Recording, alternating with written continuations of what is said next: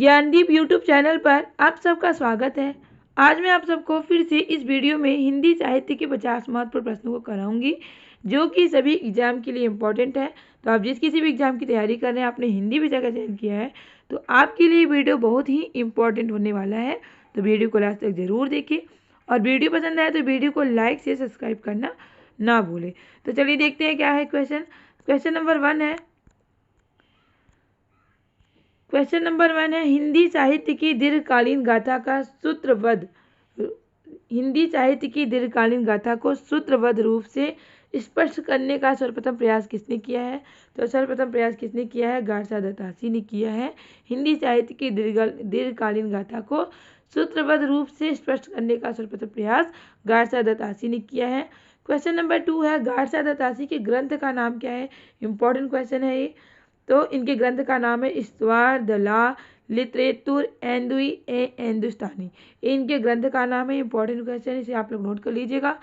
Question number 3 है, इस्तवार the ला लिटरेतुर एंदुई ए हिंदुस्तानी ग्रंथ किस भाषा में लिखा गया है? तो ये ग्रंथ जो है ये गारसा दत्तासी के द्वारा लिखा गया ग्रंथ है, और किस भाषा में लिखा गया है? तो फ्रेंच भाषा में लिखा गया है। क्वेश्चन नंबर 4 है, तब कास्तुस्सु अरा के लेखक कौन है? मौलवी करीमुद्दीन क्या है इसके लेखक हैं। क्वेश्चन नंबर 5 है, इतिवृत्त और आलोचना का समवेत रूप होने से वह इतिहास आज भी प्रकाश स्तंभ बना हुआ है, या किसके द्वारा कहा गया है? तो रामचंद्र शुक्ल के द्वारा कहा गया है। क्वेश्चन नंबर 6 है, a dictionary of English and Hindustani के लेखक कौन है? तो इसके लेखक है जॉन गिल क्राइस्ट है। जॉन गिल क्राइस्ट क्या है? Dictionary of English and Hindustani के क्या है? लेखक है। क्वेश्चन नंबर 7 है, हिंदी साहित्य जगत में मिश्र बंधु नाम से विख्यात लेखकों में सम्मिलित है। तो मिश्र बंधु नाम से जो विख्यात लेखक हैं कौन कौन है? गणेश बिहारी मिश्र, श्याम बिहारी मिश्र, सुखदेव बिहारी मिश्र। तो क्वेश्चन इस तरह से भी पूछा जाता है, मिश्र बंधु कौन कौन है? तो ये मिश्र बंधु है गणेश बिहारी मिश्र, श्याम बिहारी मिश्र और सुखदेव बिहारी मिश्र। ये भी इंपॉर्टेंट क्वेश्चन है, इसे आप लोग नोट कर लीजिएगा।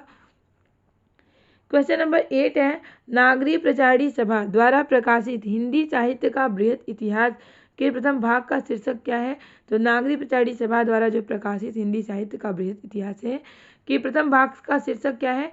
हिंदी साहित्य की पीठिका। तो प्रथम भाग का शीर्षक क्या है? यही है, हिंदी साहित्य की पीठिका। क्वेश्चन नंबर 9 है, काल प्रवृत्ति का निर्णय प्राप्त ग्रंथों की संख्या द्वारा नहीं निर्णित हो सकता, बल्कि उस काल की मुख्य प्रेरणादायक वस्तु के आधार पर ही हो सकता है। तो यह कथन जो है किसके द्वारा कहा गया है? तो इस तरह से आपको पंक्ति दे दी जाती है, पूछी जाती है किसके द्वारा कहा गया है। तो ये एक कथन हजारी प्रसाद द्विवेदी जी के द्वारा कहा गया है। क्वेश्चन नंबर 10 है, लगभग 1000 कवियों का जीवन चरित्र उनके कविताओं की उदाहरण सहित प्रस्तुत किया गया है, किसके द्वारा? शिव सिंह सरोज के। क्वेश्चन नंबर 11 है, हिंदी साहित्य इतिहास की नींव का पत्थर किसे माना जाता है? हिंदी साहित्य का जो इतिहास का नींव पत्थर किसे माना जाता है? तो the modern vernacular literature of northern Hindustan को माना जाता है। हिंदी साहित्य की नींव का पत्थर किसे माना जाता है? हिंदी साहित्य के इतिहास की नींव का पत्थर माना जाता है the modern vernacular literature of northern Hindustan. ये भी इंपॉर्टेंट क्वेश्चन है, इसे आप लोग नोट कर लीजिएगा। सारे क्वेश्चन इंपॉर्टेंट है, इसी तरह के क्वेश्चन एग्जाम में पूछे जाते हैं, तो इसे आप लोग नोट कर लीजिएगा। क्वेश्चन नंबर 12 है, अब वीडियो को लाइक से सब्सक्राइब करना ना भूलिएगा। क्वेश्चन नंबर 12 है, हिंदी साहित्य इतिहास लेखन में सबसे पहले काल विभाजन प्रवृत्ति निरूपण और मूल्यांकन किसने किया है? तो हिंदी साहित्य इतिहास के लेखन में सबसे पहले काल विभाजन प्रवृत्ति निरूपण और मूल्यांकन किसने किया है? तो डॉक्टर ग्रेसन ने किया है। किसने किया है? काल विभाजन, प्रवृत्ति निरूपण और मूल्यांकन किसने किया है हिंदी साहित्य के इतिहास के लेखन में? तो डॉक्टर ग्रेसन ने किया है। क्वेश्चन नंबर 13 है, हिंदी कवियों का प्रथम वृत्त संग्रहकार कौन है? हिंदी कवियों का प्रथम वृत्त संग्रहकार कौन है? तो शिव सिंह सेगर है। कौन है? शिव सिंह सेगर है। क्वेश्चन नंबर 14 है, एशियाटिक सोसाइटी ऑफ बंगाल की पत्रिका के विशेषांक में किस ग्रंथ का प्रकाशन हुआ है? तो किस ग्रंथ का प्रकाशन हुआ है? तो डॉक्टर ग्रेसन के द्वारा जो ग्रंथ है क्या? Modern vernacular literature of Hindustan ग्रंथ का प्रकाशन हुआ है। क्वेश्चन इस तरह से भी पूछा जाता है कि modern vernacular literature of Hindustan के लेखक कौन है? तो डॉक्टर ग्रेसन है। क्वेश्चन नंबर 15 है the modern vernacular literature of Hindustan को हिंदी का प्रथम साहित्य इतिहास ग्रंथ किसने माना है? तो ये जो ग्रंथ है तो इसे हिंदी का प्रथम साहित्य इतिहास ग्रंथ किसने माना है? तो डॉक्टर किशोरी लाल गुप्त ने माना है। क्वेश्चन नंबर 16 है हिंदी साहित्य के इतिहास का प्रस्थान बिंदु किसे माना जाता है? हिंदी साहित्य के इतिहास का प्रस्थान बिंदु माना जाता है किसे कहा गया है? तो शिव सिंह सरोज को कहा गया है। प्रस्थान बिंदु किसे कहा गया है? शिव सिंह सरोज को कहा गया है। क्वेश्चन नंबर 17 है डॉक्टर ग्रेसन ने अपने साहित्य इतिहास ग्रंथ लेखन में सर्वाधिक सहायता किससे ली है? तो शिव सिंह सरोज से ली है। तो डॉक्टर ग्रेसन का जो इतिहास ग्रंथ है, साहित्य इतिहास ग्रंथ क्या है? The modern vernacular literature of Hindustan इनका क्या है? साहित्य इतिहास ग्रंथ है। और इसमें इन्होंने सबसे सर्वाधिक सहायता किससे ली है? तो शिव सिंह सरोज से ली है। क्वेश्चन नंबर 18 है modern vernacular literature of Hindustan में वर्णित कवियों की संख्या कितनी है? तो ये जो ग्रंथ है डॉक्टर ग्रेसन के द्वारा लिखा गया ग्रंथ है, तो इसमें वर्णित कवियों की संख्या कितनी है? 952 है।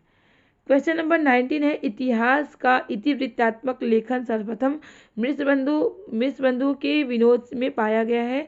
यह युक्ति किसके द्वारा कही गई है? कथन किसके द्वारा कही गई है? तो डॉक्टर राम कुमार वर्मा के द्वारा कही गई है। तो इस तरह से युक्ति कथन दिया जाता है, पूछा जाता है किसके द्वारा कहा गया है, तो आपको ये पता होना चाहिए। क्वेश्चन नंबर 20 है वह विद्वान जिसने हिंदुस्तानी को सर्वप्रथम हिंदी कहा है, तो किसने कहा है? गिलक्राइस्ट ने कहा है। वह विद्वान जिसने हिंदुस्तानी को सर्वप्रथम हिंदी कहा है, तो किसने कहा है? गिलक्राइस्ट ने कहा है। क्वेश्चन नंबर 21 है रीतिकाल को सर्वप्रथम श्रृंगार काल नाम रखने का सुझाव किसने दिया है? तो रीतिकाल को सर्वप्रथम श्रृंगार काल नाम रखने का सुझाव आचार्य रामचंद्र शुक्ल ने दिया है। क्वेश्चन नंबर 22 है गारसा दत्तासी के इतिहास ग्रंथ। गारसा दत्तासी का इतिहास ग्रंथ क्या है? देखिए सबका ग्रंथ का नाम आपको पता होना चाहिए और ग्रंथ के लेखक कौन है इसे भी पता होना चाहिए। तो गारसा दत्तासी का जो इतिहास ग्रंथ है इसका नाम क्या है? इस्तवार दलाल लितेतुर एंदुई ए हिंदुस्तानी इनके ग्रंथ का नाम है। तो इसका दूसरा संस्करण प्रकाशित हुआ था कब? 1871 ईस्वी में। क्वेश्चन नंबर 23 है रामचंद्र शुक्ल के अनुसार शिव सिंह सरोज में गिनाए गए ग्रंथ कितने हैं? ग्रंथ है क्या? रामसतसई, अकड़खा, रामायण। क्वेश्चन नंबर 24 है राजस्थानी भाषा और साहित्य पुस्तक के लेखक कौन है? तो राजस्थानी भाषा और साहित्य पुस्तक के लेखक हैं मोतीलाल मेनारिया। क्वेश्चन नंबर 25 है इतिहास लेखन जिसने अपने इतिहास ग्रंथ में लगभग 5000 कवियों का विवरण दिया है। ऐसे कौन से इतिहास लेखक हैं जिन्होंने अपने इतिहास ग्रंथ में लगभग 5000 कवियों का विवरण दिया है? तो मिश्रबंधु ने। कौन से लेखक ने? मिश्रबंधु ने। तो मिश्रबंधु कौन कौन से हैं इस पर मैंने ऊपर में चर्चा की है, आपको पता होगा। तो अगला क्वेश्चन है 26 आचार्य रामचंद्र शुक्ल के इतिहास ग्रंथ के में कालों का नामकरण का आधार रहा है किसमें? युग प्रवृत्ति में। क्वेश्चन नंबर 27 है हिंदी के विधेयवादी साहित्य इतिहास के आदम प्रवर्तक शुक्ल जी नहीं प्रत्युत ग्रेसन है। यह कथन किसका है? प्रोफेसर नलिन बिलोचन शर्मा का है। क्वेश्चन नंबर 28 है मिश्रबंधु विनोद में हिंदी साहित्य के इतिहास को कितने कालों में विभाजित किया गया है? मिश्रबंधु विनोद में हिंदी साहित्य के इतिहास को 5 कालों में विभाजित किया है। क्वेश्चन नंबर 29 है सन 1910 ईस्वी में प्रकाशित हिंदी नवरत्न पुस्तक के लेखक कौन है? तो मिश्रबंधु है। 1910 ईस्वी में जो पुस्तक प्रकाशित हुई थी कौन सी? हिंदी नवरत्न। तो इसके लेखक कौन है? मिश्रबंधु है। क्वेश्चन नंबर 30 है वियोगी हरि को ब्रजमाधुरी सार के संपादक की प्रेरणा किससे मिली थी? तो वियोगी हरि जो हैं उनको ब्रजमाधुरी जो सार है इसके संपादक की प्रेरणा किससे मिली थी? तो पंडित राधाचरण गोस्वामी से मिली थी। क्वेश्चन नंबर 31 है आचार्य शुक्ल का साहित्य इतिहास ग्रंथ हिंदी शब्द सागर की भूमिका के रूप में किस नाम से प्रकाशित हुआ था? हिंदी साहित्य का विकास नाम से प्रकाशित हुआ था। क्वेश्चन नंबर 32 है आचार्य रामचंद्र शुक्ल कृत हिंदी साहित्य का इतिहास का प्रकाशन वर्ष क्या है। तो रामचंद्र शुक्ल का जो हिंदी साहित्य का इतिहास है तो उसका प्रकाशन वर्ष क्या है। तो हिंदी साहित्य का इतिहास किसने लिखा है, रामचंद्र शुक्ल ने लिखा है। इसका प्रकाशन वर्ष क्या है, 1929 ईस्वी है। तो इनकी इतिहास का जो प्रकाशन वर्ष है रामचंद्र शुक्ल का, उसका समय क्या है आपको पता होना चाहिए, 1929 है। क्वेश्चन नंबर 33 है हिंदी साहित्य का सर्वाधिक व्यवस्थित और लोकप्रिय इतिहास ग्रंथ क्या है। तो हिंदी साहित्य का इतिहास रामचंद्र शुक्ल। क्वेश्चन नंबर 34 है इतिहास लेखन की सबसे विकसित पद्धति कौन सी है।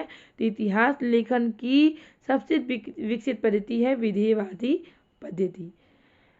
क्वेश्चन नंबर 35 है भारतीय साहित्य की भूमिका के लेखक कौन है। भारतीय साहित्य की भूमिका के लेखक हैं रामविलास शर्मा। क्वेश्चन नंबर 36 है हिंदी साहित्य के उत्तर मध्यकाल को कलाकाल, उत्तर मध्यकाल यानी रीतिकाल को ही उत्तर मध्यकाल कहा जाता है। पूर्व मध्यकाल को भक्तिकाल कहा जाता है, उत्तर मध्यकाल को रीतिकाल कहा जाता है। तो मध्यकाल को दो भागों में विभाजित किया गया है, पूर्व मध्यकाल, उत्तर मध्यकाल। पूर्व मध्यकाल को भक्तिकाल और उत्तर मध्यकाल को रीतिकाल। तो उत्तर मध्यकाल को कलाकाल नाम देने वाले विद्वान कौन है। तो रमाशंकर शुक्ल उत्तर मध्यकाल को कलाकाल नाम देने वाले विद्वान हैं।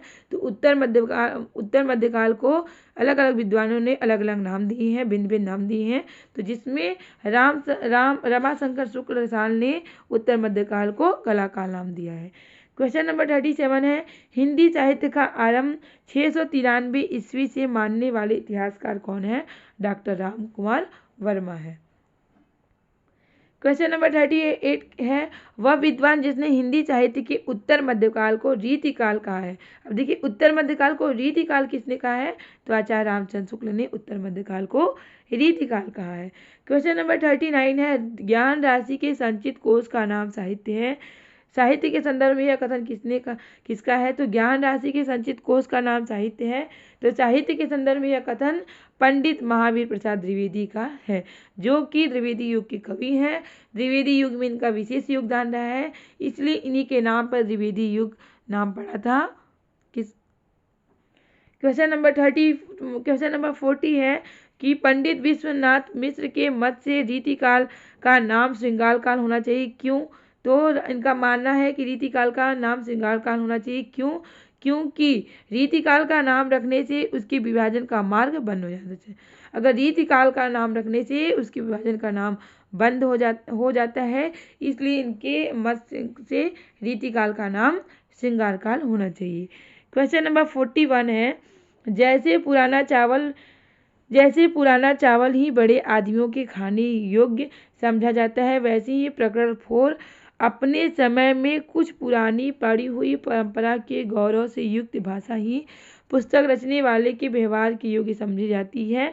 तो रामचंद्र शुक्ल एक कथन किसके द्वारा कहा गया है, रामचंद्र शुक्ल के द्वारा कहा गया है। हिंदी साहित्य के इतिहास के आदिकाल के किस प्रकरण में है। तो प्रकरण 4 में है। क्वेश्चन नंबर 42 है रामचंद्र शुक्ल के अनुसार हिंदी के अनुसार किसकी रचनाएं साहित्यिक कोटि की नहीं है। तो इनका मानना है कि सिद्धों और योगियों की रचनाएं साहित्यिक कोटि की नहीं है। ऐसा कौन मानते हैं, रामचंद्र शुक्ल मानते हैं। क्वेश्चन नंबर 43 है हिंदी साहित्य इतिहास का प्रमुख ग्रंथ जो अभी तक अधूरा है। तो हिंदी साहित्य के इतिहास का ऐसा कौन सा ग्रंथ है जो कि अभी तक अधूरा है। तो हिंदी साहित्य का आलोचनात्मक इतिहास जो कि डॉक्टर राम कुमार वर्मा के द्वारा लिखा गया है, ये क्या है, अभी तक अधूरा है। क्वेश्चन नंबर 44 है हिंदी साहित्य के इतिहास को आलोचनात्मक ढंग से समझने का श्रेय किसे है। तो हिंदी साहित्य का जो इतिहास है उसे आलोचनात्मक ढंग से समझाने का श्रेय किसे है। तो पद्मलाल पुन्नालाल बख्शी को है। क्वेश्चन नंबर 45 है हिंदी साहित्य इतिहास की रूपरेखा से युक्त हिंदी मुसलमान कवि नामक पुस्तक के लेखक कौन है। गंगा प्रसाद सिंह है। क्वेश्चन नंबर 45 है हिंदी साहित्य इतिहास ग्रंथों में काल विभाजन के लिए कितनी पद्धतियां हैं, 4 पद्धतियां हैं। क्वेश्चन नंबर 46 है किस साहित्य इतिहासकार ने जनता की चित्रवृत्ति को काल विभाजन का आधार माना है। जनता की चित्रवृत्ति को ही काल विभाजन का आधार बनाया है किसने, रामचंद्र शुक्ल ने अपने साहित्य के इतिहास में। क्वेश्चन नंबर 47 है, आचार्य शुक्ल ने अपने साहित्य इतिहास को कितने कालों में विभाजित किया है? तो कितने कालों में विभाजित किया है? 4 कालों में विभाजित किया है। क्वेश्चन नंबर 48 है, हिंदी साहित्य के आरंभिक काल का सर्वाधिक उपयुक्त नाम क्या है? तो हिंदी साहित्य का जो आरंभिक काल है तो इसे भिन्न भिन्न विद्वानों ने भिन्न भिन्न नाम दिए हैं। तो इसका सर्वाधिक उपयुक्त नाम क्या है? आदिकाल, जिसे हजारी प्रसाद द्विवेदी ने यह नाम दिया है। क्वेश्चन नंबर 49 है, रामचंद्र शुक्ल ने अपने साहित्य इतिहास ग्रंथ में लगभग कितने वर्ष तक के साहित्य पर प्रकाश डाला है? तो कितने वर्षों तक के साहित्य पर प्रकाश डाला है इन्होंने? रामचंद्र शुक्ल ने 950 वर्षों तक के साहित्य पर प्रकाश डाला है। क्वेश्चन नंबर 50 है, क्वेश्चन नंबर 50 है, आदिकाल का विशद विश्लेषण करने का श्रेय किसे है? आदिकाल का विशद विश्लेषण करने का श्रेय है पंडित हजारी प्रसाद द्विवेदी को है। और एक लास्ट क्वेश्चन है, अगर आपको इसका आंसर पता है तो कमेंट बॉक्स में जरूर बताइए। आदिकाल की जो समय सीमा की अवधि है कब तक है, अवधि क्या है? तो अगर आपको इसका आंसर पता है तो आप कमेंट बॉक्स में आंसर ज़रूर बताइएगा। इससे समझ में आएगा कि आपकी तैयारी कैसी हो रही है। तो उम्मीद है कि आपको वीडियो ज़रूर पसंद आया होगा। वीडियो पसंद आया तो वीडियो को लाइक से सब्सक्राइब करना ना भूलें, क्योंकि आपका लाइक से सब्सक्राइब ही हमें मोटिवेट करता है इस तरह के क्वेश्चन लाने के लिए, इस तरह के टॉपिक लाने के लिए, जिससे आपकी अच्छी तैयारी हो सके और आप अपने एग्जाम में सफल हो सके। इसी तरह के क्वेश्चन, इसी तरह के टॉपिक की तैयारी करने के लिए हमारे चैनल से जुड़े रहें। तब तक के लिए मिलते हैं नेक्स्ट क्लास में। बाय।